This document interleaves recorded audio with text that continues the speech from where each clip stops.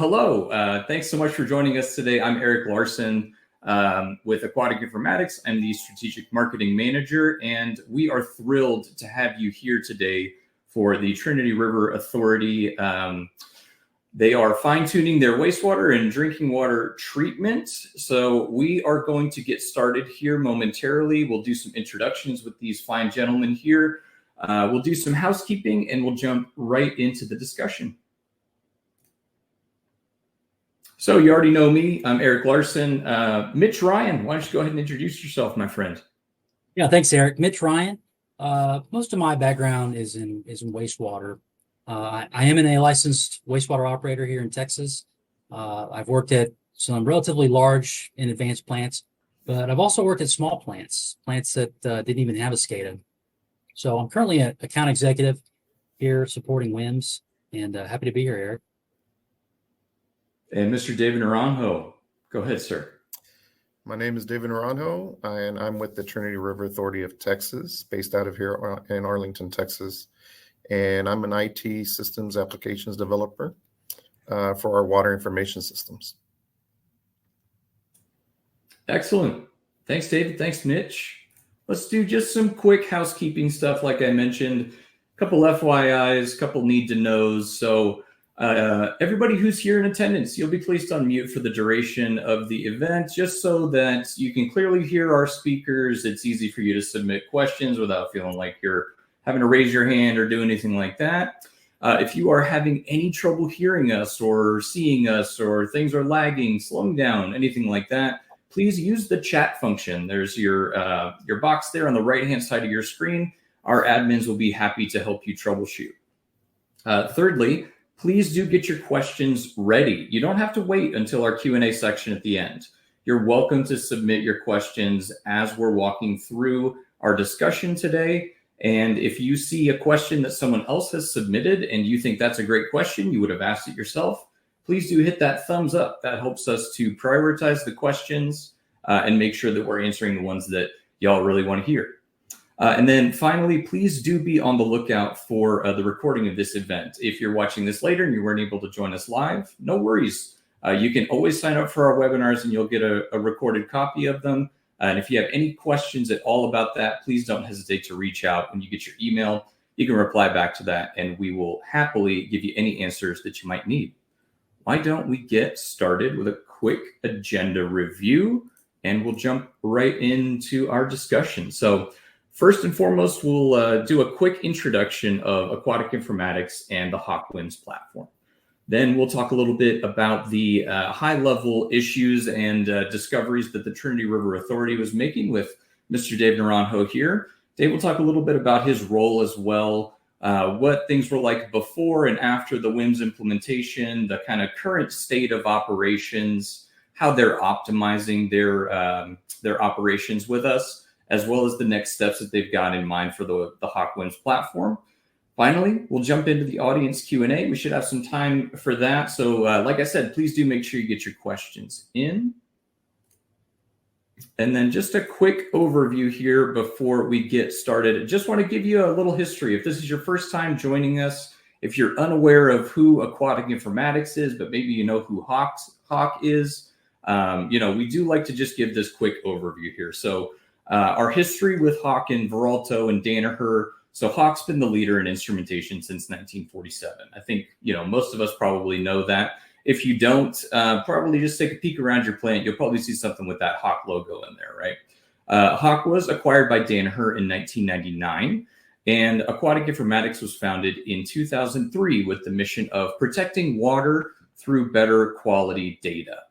So then in 2020, Danaher acquired Aquatic Informatics and Hach, and AQI became very close with Hach in terms of operational support, collaboration, all that kind of stuff. And then in 2021, Hach entrusted AQI with managing the Hach WIMS platform, leveraging AQI's 20 plus years of experience in data management systems, as well as software development. And of course, Hach does remain very closely involved. They continue to develop instrumentation that's tailored specifically for the Hach WIMS platform.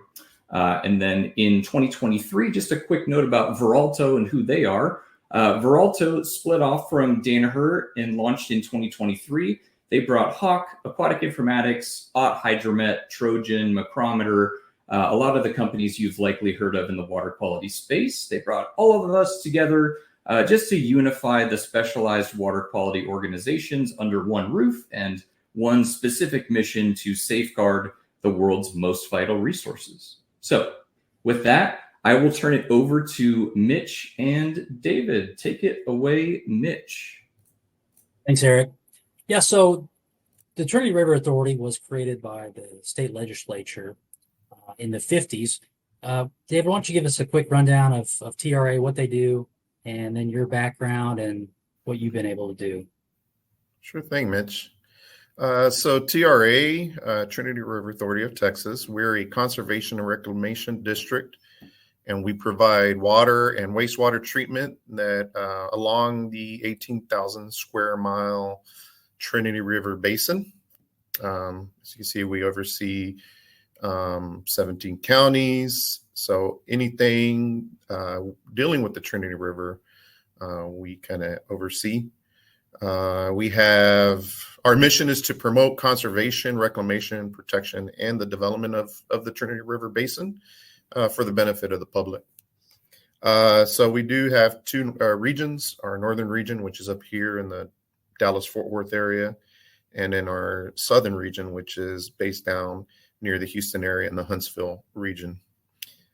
We have 5 wastewater treatment plants up here in the northern region, along with the water. We also have 3 water treatment plants down in the southern region, along with the dam, and a recreational lake to go with it. That's a bit about TRA. Myself, I am a 20-year retired U.S. Air Force veteran. So I actually started off as a jet engine mechanic, a jet engine technician, working on F-16s, F-22s, B-1s. That picture there I actually found it's when we were deployed in Iraq with our F-16 unit out of Japan back in 2007.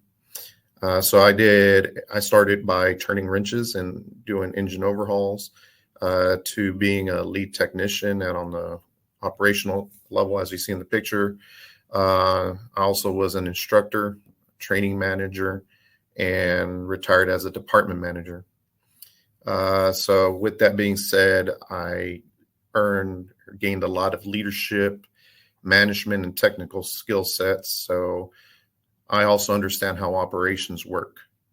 Granted, aviation and water are 2 different worlds, but there's a lot of similarities as far as operations go. And then the bottom line, that both can affect, the welfare of humans, right? And in the water as well as the environment, right?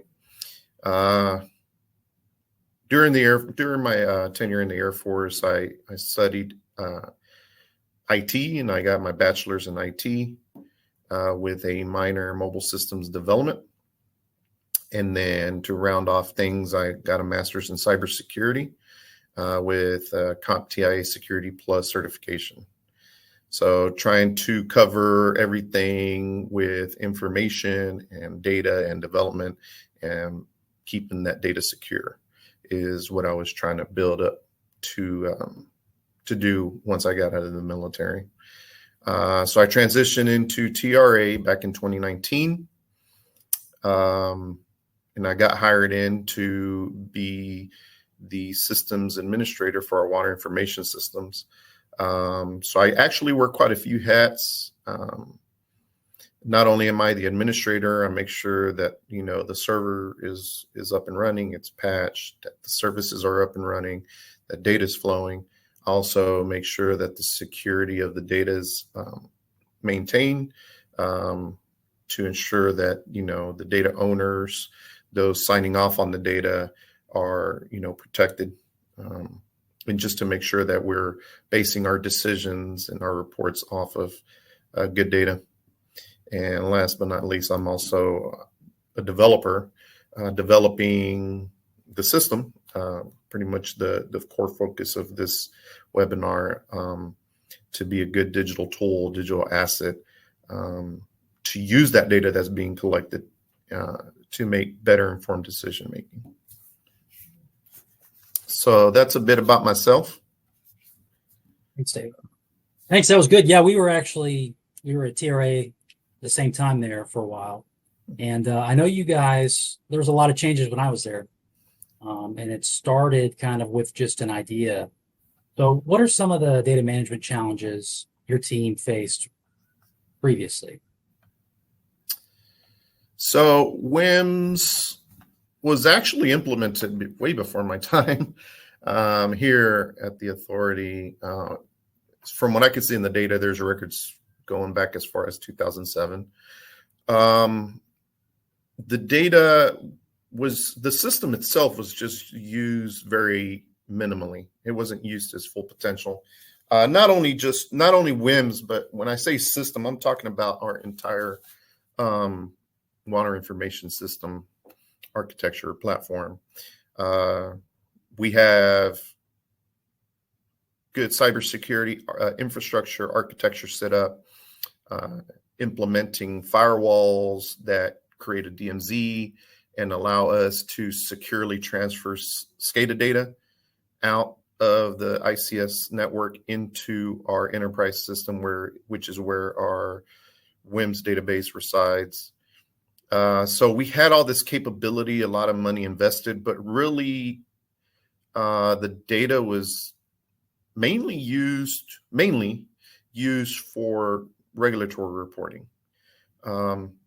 Some plants, like Central, our largest plant, was already using, and some of our other smaller plants were also using some for KPIs and for informed decision making, but they still relied a lot on manual data collection via paper or using Excel for some of their reports or some of their calculations.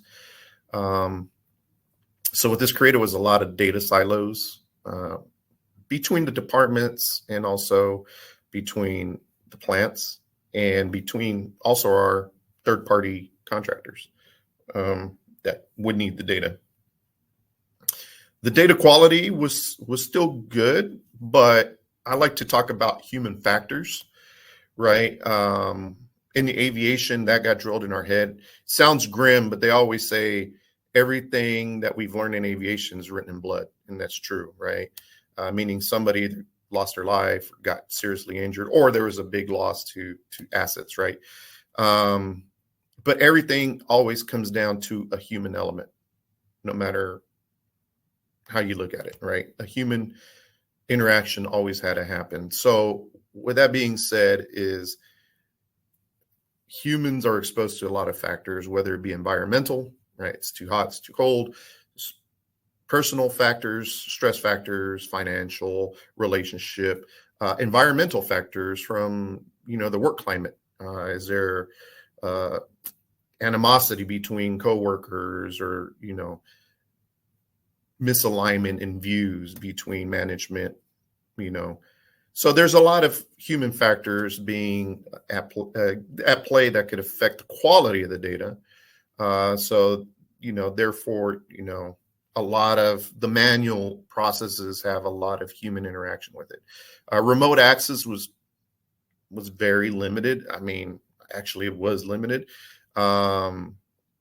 Whenever engineering firms that are doing master planning or construction projects needed data, our plant managers would take days, if not weeks, going through the paper records, the Excel sheets, and whatever data was in WIMS to kind of bring it all together, coalesce it, and that's a lot of work hours there alone, just trying to figure out. And maybe the picture still isn't as clear, you know what I mean? Because that data was probably only captured daily or maybe a couple times a day, right? So also with the, data capturing portion, you lose a lot of audit trails, like who, what, when, did to what to the data, right? Excel really doesn't provide like who modified the values, right? Paper,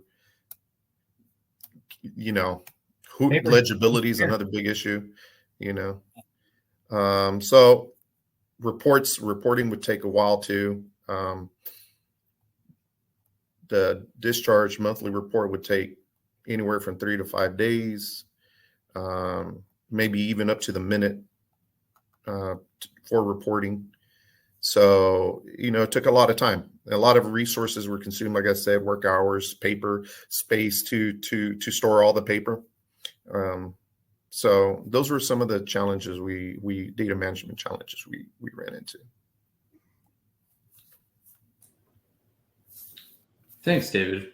Let's take a quick 2-minute break here, and we'll review just a little audience poll. So you'll see a little pop-up on the left-hand side of your screen that will just ask you a quick question in the same vein of what David was just talking about with how long it took his organization to sometimes get those DMRs out, right? Like Dave, you were saying 3 to 5 days in some cases. So how long does your organization currently spend on regulatory reporting? And you've got kind of a multiple choice there. Just go ahead and click one of those and hit submit, and we'll see how it all turns out. I love doing these because it really lets us get a gauge of who we're speaking to today. Or is our content actively helping you understand how, efficiencies could be improved, things along those lines. So looks like we've got some great answers here. Excellent. Sounds like we are talking to the right audience here, folks. Thank you so much for your time answering that quick poll, and I will pass it right back to Mitch here. Go ahead, Mitch. Yeah, thanks, Eric. Yeah, it's kind of cliche to say that people are resistant to change, right? But the regulations, they don't care about your lack of liking change, right? They keep getting more strict, and they should, right? But this requires additional work, additional testing. So, David, how did you change your approach to data management to get that internal buy-in across departments? Thanks, Mitch. So you started off really good. So culture change, that's the, out of all the things we'd had to overcome, and we're still overcoming, to get this project going to where it's at, has been culture change, right? But putting on my operational knowledge, manager knowledge, and the cybersecurity knowledge, right, that I have now, not adapting to change also presents a risk in itself, right? So you have operational risks, a lot of reactionary, if, not changing to something more automated and advanced where you could get the data and see it, and sticking to the old methods of manual data collection. Yeah. You're more in a reactionary position, waiting for something to break, and then you're trying to find out why it broke, right? And not catching things ahead of the curve. So definitely addressing the how to change the culture was definitely the way to kind of get everybody on the same page to, hey, let's work together, and definitely not saying that the old ways are flawed. They're just inefficient, right? And leave a lot of risk for that operational risk. And cybersecurity wise as well, it's always changing how hackers are actively trying to get into the systems or even to your data. It doesn't even have to be a technological platform that they could get into it. They could socially hack you, right? To giving out information or inadvertently giving out access to your system. So the way we've kind of gone down the road of changing the culture, first I attended WIMS conferences. So I learned a lot about what does WIMS have to offer, because it is a part of our system, right? And then right around COVID, right around that time, our regional manager called a meeting with my CIO and myself to say, hey, I have feeling that we're underutilizing our technology. I think that we could be a lot more efficient. I want my operators to be informed, to be ahead of the curve, right? Can our technology, are we underutilizing our technology? And is there a way for us to empower them? Because that's what I want. I want to be able to do informed decision making. So with everything I learned at the conferences, I'm like, well, yeah, WIMS has a lot of capabilities that we could implement to help address a lot of things. So with a lot of features and a lot of the practices, methodologies, and the technologies we had to put it down, get a roadmap. So I wrote like a 5-year strategic plan, as you can see here. And this is how are we going to develop our water information system platform, right? With WIMS being at the center of it all, being the core muscle of it, right?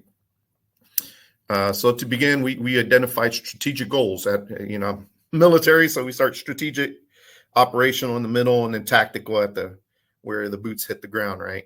So strategic, very high level, like what is it that we're trying to accomplish with our water information, our data, and our system, right? So some of the goals the goals that we identified were to ensure data integrity, making sure the data is true and that's protected. Optimize process control. Let's use this data to make informed decision making and be proactive versus reactive. Provide data transparency, right? Bring down those silo walls. Sharing is caring within TRA. An engineer within TRA should be able to access the data whenever they need it and provide it to the consultants that they're working with, right? And permit compliance, right? Let's stay ahead of monitoring our permit. And if for some reasons we do bust permit, we need to be able to, timely report it and to take the proper actions, right? So we want to make sure that, we stay on top of those things. And then we identified you can see here, we identified the operational level goals on, hey, this is how we're going to, these are the technologies or the WIMS features or, the methodologies that we need to use to accomplish these things. And also identifying what is the WIMS data lifecycle look like? Like, how is the data ingested into WIMS and how is it used? So just identifying that roadmap of what are the big picture items, what do we need to do to accomplish them, and how does it all come together? That was a good document to have, because now we based everything off of that, followed off of that.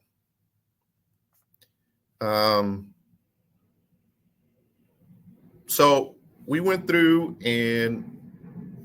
one of our medium-sized plants that was heavily reliant on the manual operations.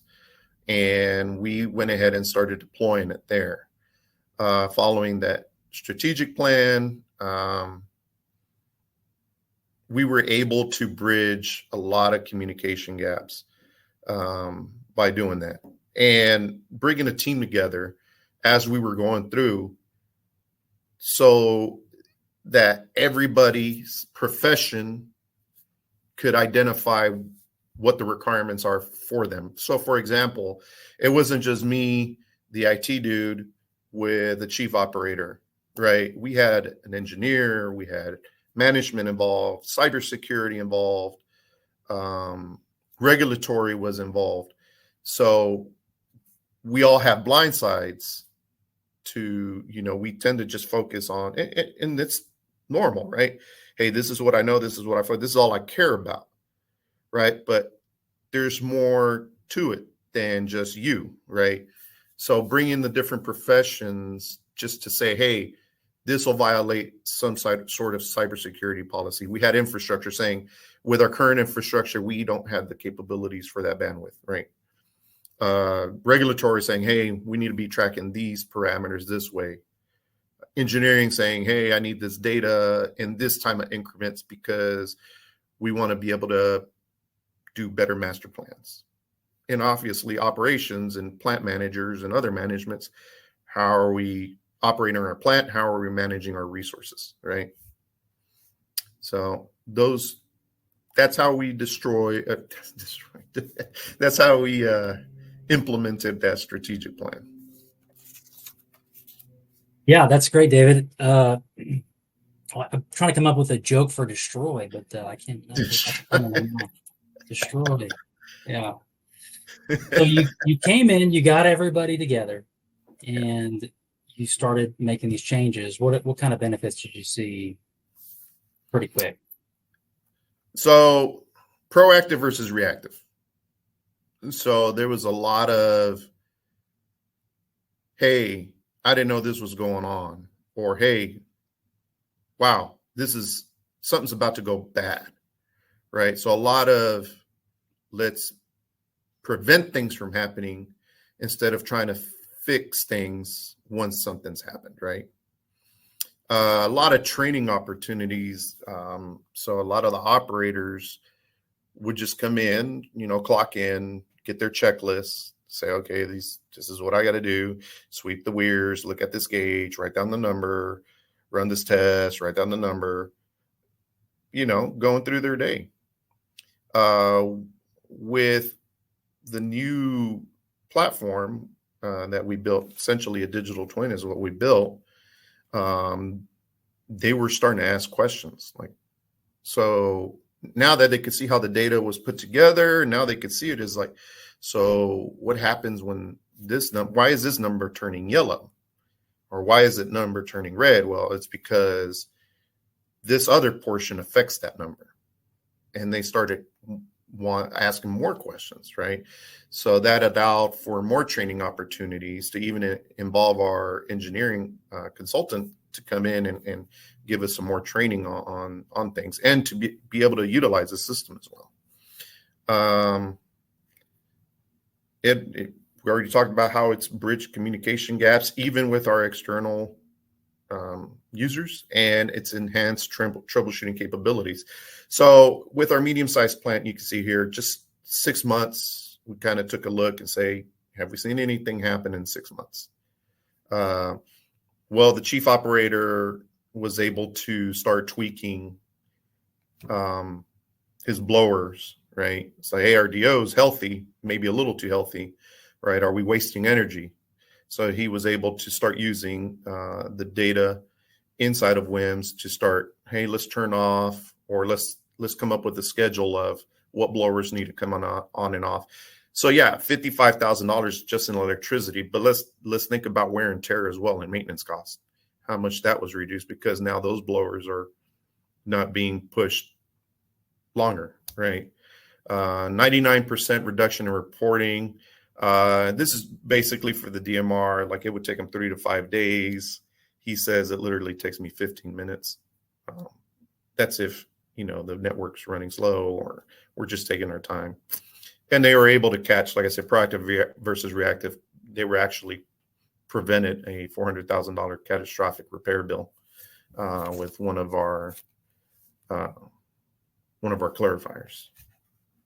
So those were some of the immediate and kind of long-term benefits that we've seen.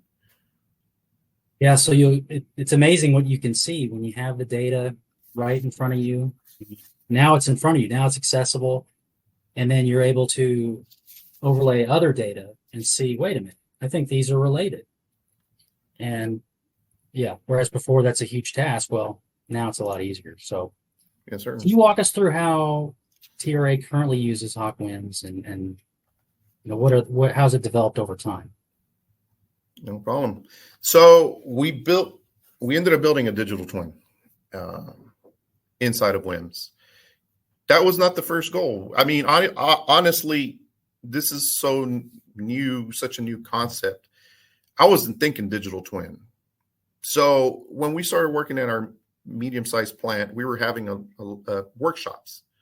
It's like, hey, I think honestly, they were only collecting 3 SCADA tags at the time, right? And then hand entering just what they needed for the DMR. So very minimal. all the process stuff, everything was all on sheets of paper. I had like a stack this thick. Whenever we say, hey, bring all your bench sheets that you do in a day, and it was literally like a stack. I was like, wow, okay, that's a lot. That's a lot of data, but it's all in paper, right? So just trying to sit in a workshop and just go through, hey, what do you need? What do you need? There was no real structure to it. It was more like, what do you need? I'm going to build some nice, cool little blingy bling dashboards for you and see what we could go from there.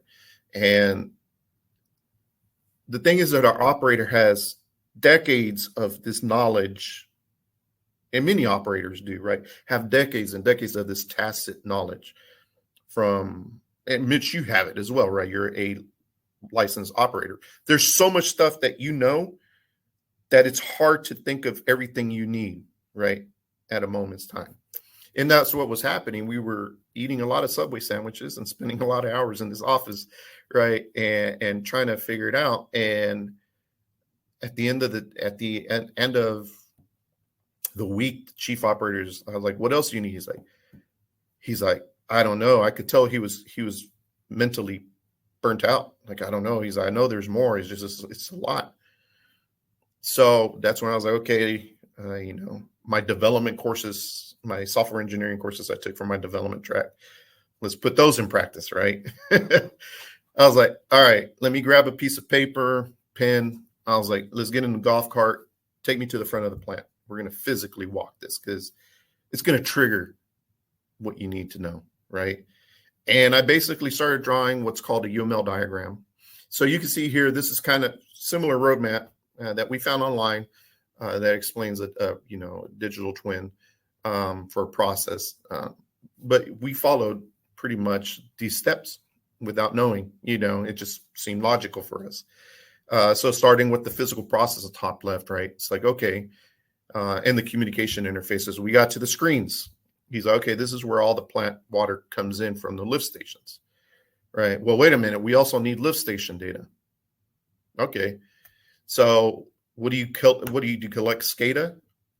Yeah, there's a bunch of SCADA tags I like from there. Okay, so I wrote it down. Starting, I drew a little square, right? Imagine I'm drawing a little square, right? And I wrote SCADA, right? Do you do any kind of laboratory sampling there? No. Do you do any kind of operator rounds there? Yeah, they got to go and check for, the pump statuses or whatever. All right, so I wrote down, Maximo, because we use Maximo to capture our operator rounds. That's the technology we had, and that's the technology we implemented. It had the capabilities, and not only that, it aligned the asset with the inspections being done on the asset, and we could track the man hours or the work hours done to it. So don't want to go down that tangent, but so I wrote down Maximo for operator rounds. All right, so here comes the water into the screens. Same thing. SCADA, yes. Don't worry about what SCADA tags, but if there's SCADA data here you want, just let me know. Yeah, SCADA. So I wrote SCADA. So I drew a little line from the lift stations down to the screens, and I say SCADA. Okay, do you do laboratory sampling here? Yes. Okay, LIMS, because we have a LIMS system, so LIMS. All right. Do you do operator rounds? Oh, yeah. So he got the 2 or 3 clipboards he had there, and okay, so I wrote down Maximo. All right, from here, let's follow the water. And we're essentially following the data. So granted, I didn't know what a digital twin was, we were just, hey, I'm just trying to map out all your data, right? So we went through the whole plant.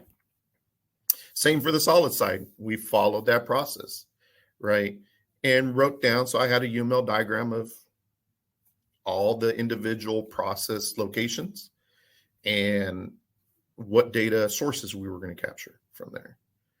From there, it was simple as, here's your SCADA tags. What do you need for each location? Getting with the laboratory, what tests do you have for this plant, right? And then translating the paper rounds into, Maximo operator rounds. So we, as you can see, following the roadmap, so we set up the communication interfaces, then went through the calculations. Hey, are those calculations good? What are some of the limits? We know what the regulatory limits are because we get the permit. But what about those QC limits? What are your low lows, your highs, and your high highs, right? So we could start setting up trigger events and trigger notifications using WIMS, right? So now we're being proactive about things. AI in the works, and then just kind of creating everything, bringing everything together in WIMS, kind of creating this little, I wouldn't say data lake. I like to call it a little data puddle, right? So this is where we're collecting all our water information. And then from there, we have reporting. And then we could also securely share that data internally. So we could share it with our I&I engineers now. I&I engineers used to have to go to the ICS system with a clear thumb drive or ask the plant manager to pull that data out of the ICS historian and send it over. It was just very cumbersome. So now we could pull that data in automatically. They could view it whenever they need it. It's used for master planning. We cover the basin. So outside of the plant, we just started using it for water rights management for all the individual basins, how much water is in there and how much water our customers could pull in or pull out. We could also do secured external sharing. So because the data is now in WIMS, I could create views, a SQL view, and I tie it to a Power BI report, hand it over to Black & Veatch is a good example of how we use this. So they now they paint the picture with the data. I'm just an IT guy. If I see a number, hey, we got data, right? I don't know what those numbers mean. I don't know how to paint a picture. But I could set it up, right? I could set up the architecture for you. I could set up the Power BI report and hand it over, and they went to town, so they painted a picture and everybody understands it and they love it, right? And now, instead of them calling or emailing the plant managers every day, bugging them for data at their own leisure, they could just, because I still control the access to it, right? Based on what the users want, right? The end users, like the main owners of that report, of that data. Hey, these engineers want access. You grant them? Yeah, go ahead. And now they could sit at their office, wherever they're at, nationwide, really, and they could view our data and help, guide our process or whatever they need that data for.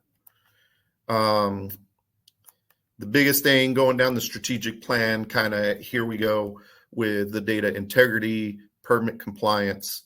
So we set up WIMS here we set up the compliance engine to view, to monitor for any kind of violations to the permit. Then it sends out an email. We have dashboards. The top one is what the operators use. So they could see gauges and colors, and they could click on buttons and see quick trend graphs. And they could also, on the far left, I don't know if you could see it, they can navigate and drill down. So this is our main KPI page, but if they see something out of whack, they could start drilling down into the digital twin to the location and see, hey, what's going on, right? The bottom slide shows what management would use to see how the budget's being used, kilowatt hours per MGD, polymer pounds per wet ton, those kind of things we could do. DMRs, you can see that's just one shelf for like a year or so of data. So you can imagine having to data mine that. All the paper, all the ink, all the bindings, the storage space, the carbon footprint's huge. Man hours consumed is huge. Now they could just click on the button in their dashboard and their report is done. So like I said, carbon footprint's definitely reduced. We have role-based access controls because WIMS has ability for us to define profiles and assign those profiles to each user instead of doing it ad hoc. That presents privilege creep. So we could define who can do what with the data. Everybody can view it, but who can edit it, right? Or what actions can they take upon it? Reports are organized, and like I said, greater transparency where a Power BI for external, even internal, or just setting up a report for you. Process optimization, you can see here they use their dashboards to see what's going on. And now, instead of having an operator stand in front of one gauge and record a value every 15 minutes, which we can't do, we just have the system do it, and then they could get a lot more insights as to what's happening. A daily average will give you a daily average, but it doesn't give you the fluctuations that may happen during the day, right? So equipment failures, you can see here, this is the final clarifier. When we set this up, we were actually setting it up. He's like, why is that red? Is something broke with your system? And it's like, no, I mean, that's the data. Better go look. Yeah. So he called, hey, what's the torque on clarifiers 1 center drive? Oh, it's sitting like at 82, 83. I was like, whoa, shut it down. Take a look. You see something? Oh yeah, there's the rake arm just fell and it's being dragged across the floor. Like, okay, cool. So that was a proactivity, right? They saw it, they shut it down, they were able to address the rake arm. If they wouldn't have seen the data, they wouldn't have known until something really bad happened, or maybe more extensive damage was done to it. And so you could see the number there on their dashboard, and they could click on that little button. It's not a label, it's a button, and it opens up the quick trend. You can see how it spiked, and then all of a sudden they shut it down to address the issue. Reduction in downtime. So, planned maintenance, more preventative maintenance versus reactive maintenance, right? I'm an old maintainer, right? Unscheduled maintenance is the biggest cost, right? And it's the hardest thing to control.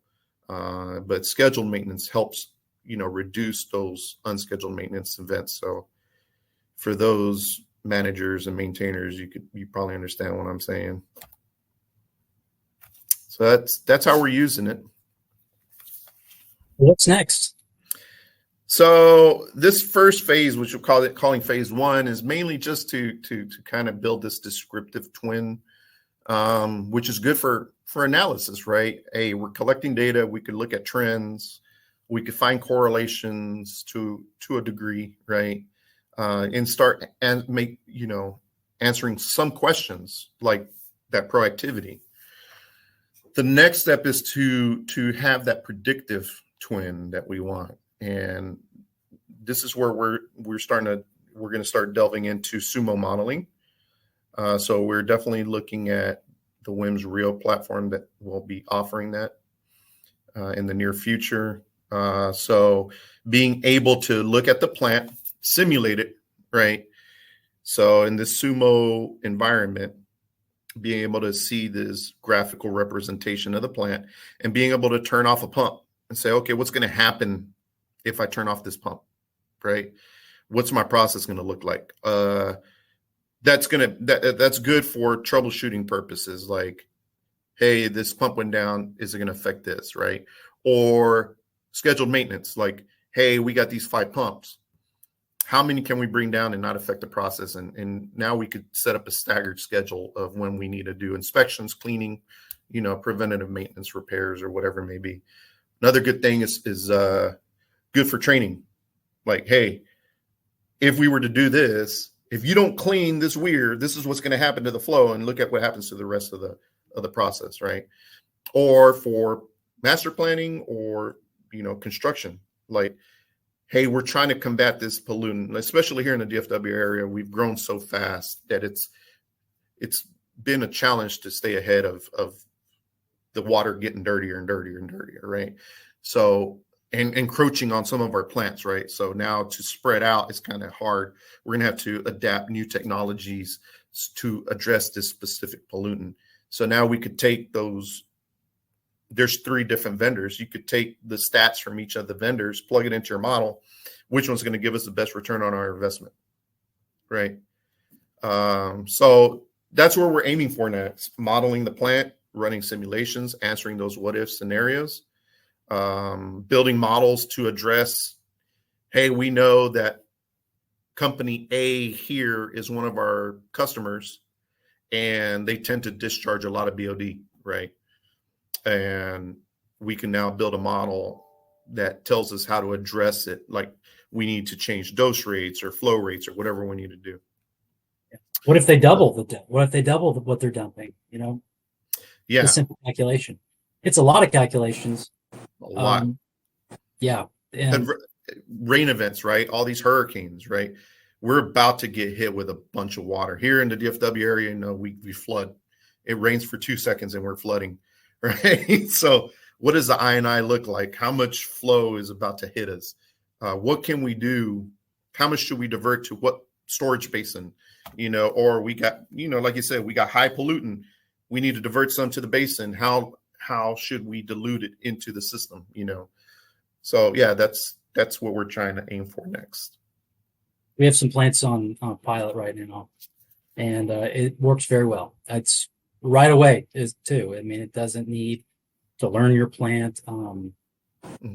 Once we build it, I mean, they seem to work very well. So stay tuned for that. But the key is to you can't just jump into this, right? You could just say, boom, give me the shiny toy, right? This has taken us literally about 2 years just to get going. And we're just about to finish phase 1 of setting the analytical twin, descriptive twin that you want to call. And now we're getting to the point where, okay, now we've identified and sanitized our data as much as we can, right? Now we could build onto it, right? The beauty is that it's scalable, right?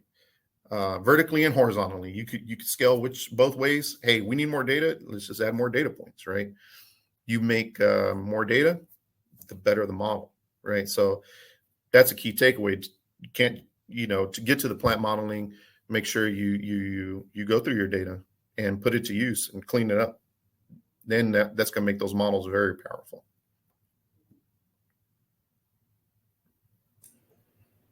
That's all I got. Excellent. Well, gentlemen, thank you so much for the discussion here. And thank you to our audience for joining us for the live discussion with David from the Trinity River Authority. Thank you so much for telling us your story, walking us through all the amazing things y'all are doing over there. I've seen with my own eyes how hard y'all work, and it's just it's a really fantastic process that you're building. So to our audience members, we are actively accepting questions. We've got a couple here in the Q&A box. We'll take some time to answer your questions. If you want to get those in now, please do.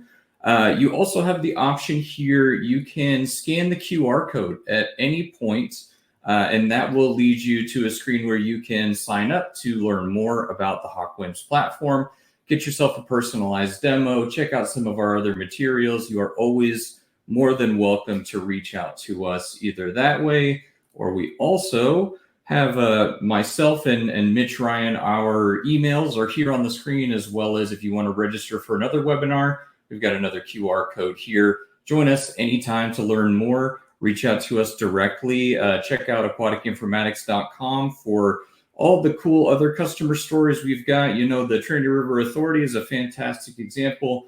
We have stories from organizations all across North America who have varying, issues and things they wanted to improve with their organization. So please do feel free to check those out as well and reach out to us. So we'll get started with some questions here, folks. We'll start with the most upvoted here, Nelson. Hey, Nelson, thanks so much for joining us today. All right, Nelson asks, do you have any tips for making the switch to digital reporting easier for teams that are used to working with paper? That's a great question, David. I know you went through this one. I saw that cabinet for myself. So Yeah, my friend. So old management technique that you learn in managing your management courses, right? Change management, right? Unfreeze, change, refreeze is pretty much the approach we took, right? Not only that, but you got to have buy-in from your senior leadership to help sell it and enforce it. Like, hey, we're doing this because it's going to save a lot of paper. The one plant we're talking about used to use about 17 reams of paper. That's a lot of paper for right here. And now down to less than 100 sheets a year. I think they still use one for some kind of regulatory requirement they have. But other than that, they went, I say 99.9% paper free. But basically just having that, make sure, hey, is management on board, making sure they buy into it, and then using those change management techniques, saying, hey, we got this new system, and then get their buy-in as well.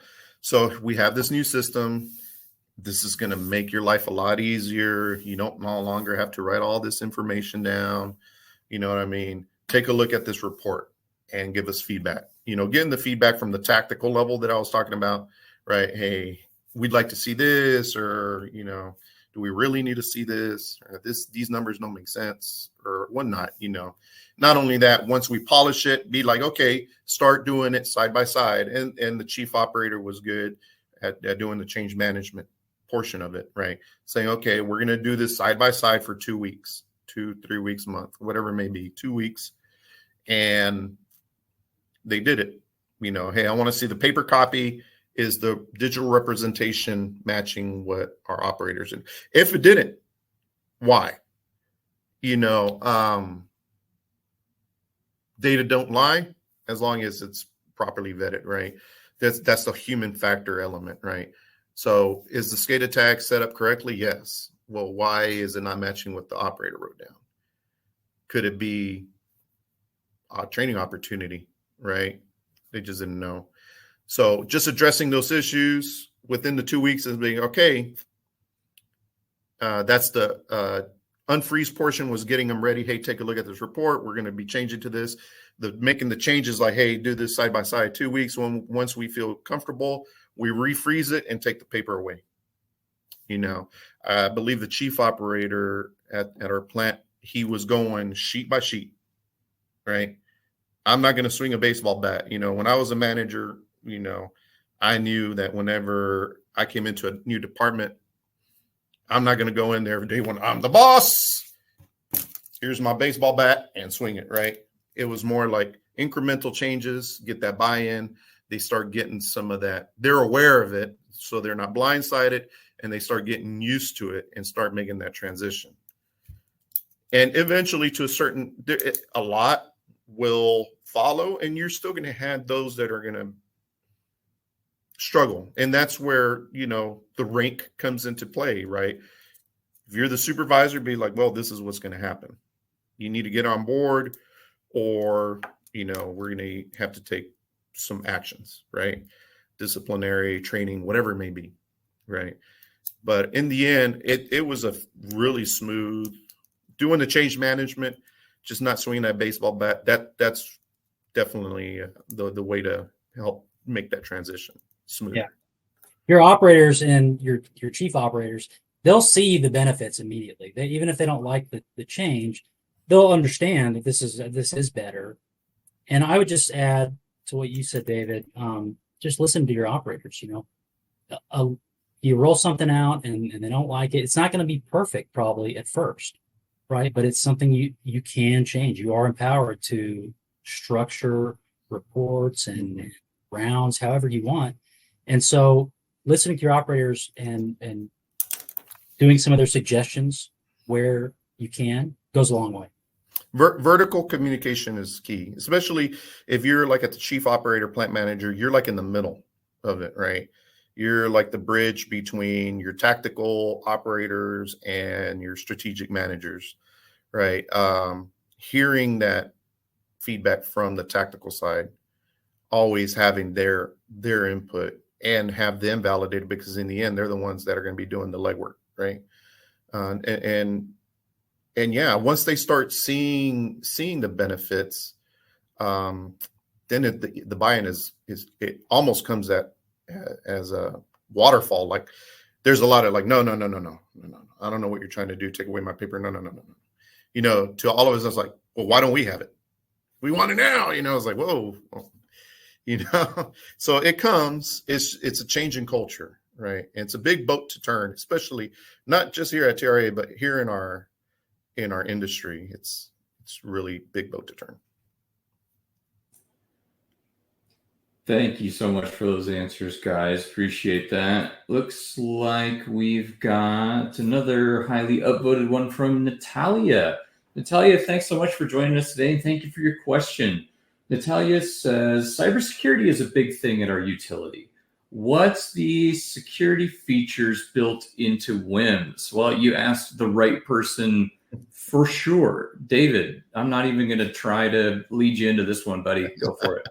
No problem. So there's many facets to cybersecurity. When dealing with WIMS, you're at the data integrity level, right? Making sure that the data that comes in is protected by the users, right? And that access is controlled. TRA started with ad hoc, right? There were several power users, super users, right? And a lot of people with elevated privileges that allowed them to create the reports. And that was good for how the system was being used. But, we've been growing. Regulations gotten strict as we go. So the first task given by the CIO when I first started is like ensure data integrity with the WIMS system. We need to make sure that the data is true, there's non-repudiation, and that it's not maliciously manipulated, right? So WIMS has, at the user level, you have user profiles. I kind of talked about it earlier. So user profiles is what we call role-based access controls in the cybersecurity world. So you define a role, and and you give those powers to the role. So for example, each plant has an operator role, right? And WIMS has user levels. So at the entry level, a user can enter data but cannot manipulate it, right? At the user level, they can manipulate the data, edit it, but they can't do anything with the variables, right? They can't set them up or mess with anything. At the manager level, now they can edit the variables, how they're set up. And at the super level, you got everything on top of security, like accounts and permissions, right?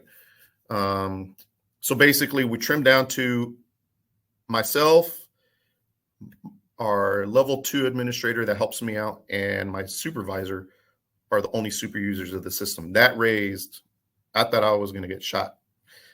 I was like, oh no, they're angry at me, right? But it's like it's for the benefit. I'm still, you don't want, having super privileges doesn't make you any much more important.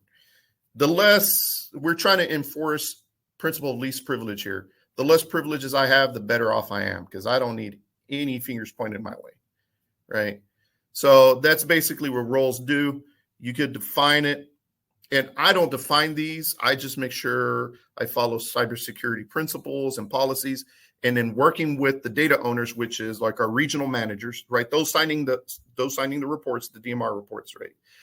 They're the ones saying, this is how I want our users to interact. So we have a operator role, right? So they can enter the data. Once they save it, they can't touch it, right? The chief operator could edit it. So can the plant manager, right? With They an can audit edit trail. the data. Yeah, and then there's audit trails on top of that. That's another security feature. That's that non-repudiation portion. Like, hey, this person changed the value this to this on this date at this time, right? So you got audit trails. Another thing you have is you got security groups for all the individual artifacts inside WIMS. So variables, reports, graphs, right? You could set up logbooks. You can now dump in reports or variables into those containers, security containers, and then define what roles, how can they interact with it. Like this role could edit reports. So chief operators and above could edit reports, right? But a operator can only view them, right? Data approvals was a big one, right? So I showed this at one of my presentations, and Scott Dorner or Brian were like, wow, we've never seen anybody use data approvals to this level, right? But basically, to prevent like SCADA data from being manipulated, from being forced, not written, but they could force a value into a calculated variable or a SCADA variable or a maximum variable, right? We could set up data approval. So at the very bottom, you got operator, next is SCADA. So as soon as that SCADA data comes in, it's locked in at the automate. I called it the automated approval level. So operator approval level, or the entry approval level below, can't edit that data now, right? Chief operator can edit SCADA data and operator data. Plant manager can edit. You see where I'm going with this, right? Chief operator, SCADA, operator. Above that, we have the lab data, our certified lab data, that, you know, nobody can mess with that data because it's certified, right? So that's above the plant manager, protecting them or anybody below them from accidentally manipulating that data. And then we got our QA section that QAs the data. And then above that is our regulatory manager that does the final look over and then approves it and then sends it off for the regional managers to sign and go. So that's how we track those approval levels, kind of to see how the data has been reviewed, right? And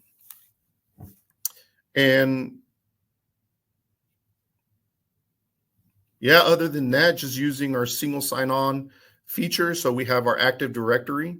So I could create a really strong password that I don't even know, right? I could create a 20 long character password and my users don't even know that exists.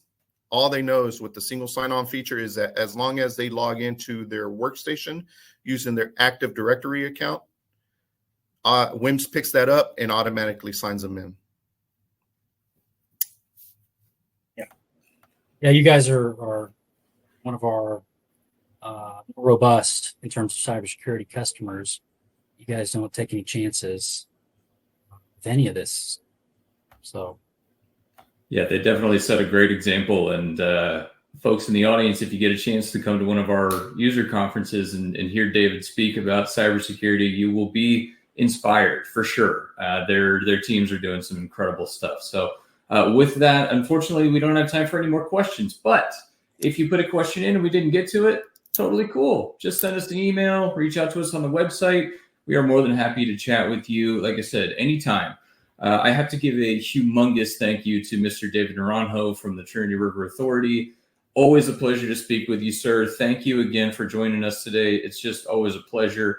Mr. Mitch Ryan, a fantastic job facilitating and asking some great questions today. And a sincere thank you from myself, Eric Larson, to the audience. Thank you for taking time with us today. We look forward to hearing from you. We look forward to seeing you at the next webinar. Reach out to us anytime. Thanks so much. Cheers.